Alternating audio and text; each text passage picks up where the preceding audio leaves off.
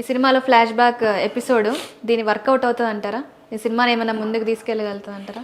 Flash back episode work out అవుతుందా అనే దానికి ఆన్సర్ ఏంటంటే, ఫ్లాష్ బ్యాక్ ఎపిసోడ్ నువ్వు ఒక నీతిమంతుడివి, సరే నీ నీతి ఆయనకు నచ్చలేదు కాబట్టి వాడు అమ్ముడు పోయాడు, నిన్ను చంపేశాడు. ఏముందమ్మా దీంట్లో?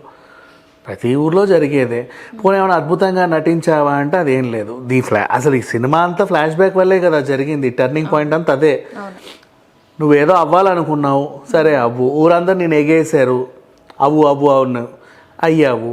అయ్యే టైంకి ఏంటంటే మాట్లాడని రావట్లా, మాట్లాడేవాడు కావాలన్నావు, వాడేమో నీకు వెన్నుపోటు పొడిచాడు. అక్కడి నుంచి వాడి కొడుకు సీఎం అవ్వకూడదని నీ కొడుకు వచ్చాడు.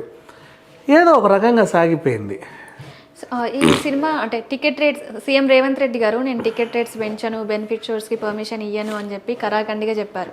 కానీ మళ్ళీ సినిమా విడుదలకి ముందే టికెట్స్ రేట్స్ పెంచుకోవడానికి పర్మిషన్ ఇచ్చారు. దాని గురించి మీరేం చెప్తారు?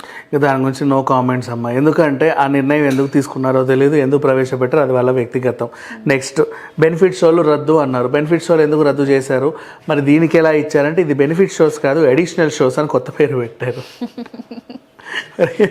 అడిషనల్ షో ఏంటో నా పిండాకోడు అట్లా తయారైందిలే, దాన్ని ఏమనలేము. అది ఎవరి ఇష్టం వాళ్ళది. అండ్ వాళ్ళ నిర్ణయాలను తప్పు పట్టే అంత ఇది మనకు లేదు కాబట్టి తప్పు పట్టకపోవడమే బెటర్. మరి వాళ్ళు తీసుకున్నారు, ఒక సినిమాకి గట్టిగా తీసుకున్నారు నిర్ణయాన్ని. మరి సంక్రాంతి సినిమాలకు మినహాయింపు అంటే మేబీ ఈ క్రెడిట్ దిల్ రాజు గారికి ఇద్దాం. ఎందుకంటే ఆయన కృషి వల్లే మళ్ళీ సాధించారు. మొన్న వెళ్ళి ఆ మీటింగ్ బట్టే సీఎంని కరిగించారు. తెలుగు సినిమా నిర్మాతలందరూ కలిసి సీఎం గారిని మెప్పించారు, మళ్ళీ పూర్వవైభవం తీసుకొచ్చారు అనుకుందాం. అంత మించి ఇంకేం చెప్పలే.